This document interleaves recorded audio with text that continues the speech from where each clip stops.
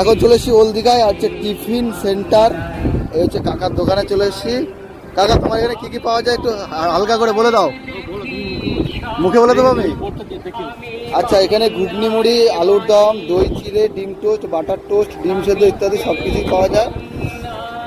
আর আমরা নিচ্ছি কাকার দোকান থেকে এখন ঘুগনি মুড়ি, তাই তো?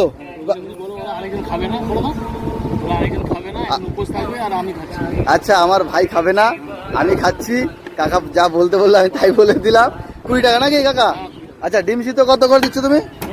10 টাকা।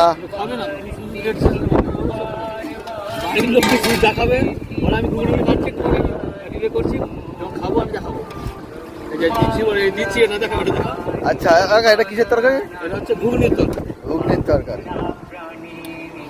কষেটি গুঁড়ো দিয়ে তৈরি করা। কি দিয়ে? কষেটি গুঁড়ো। আচ্ছা, কালারটা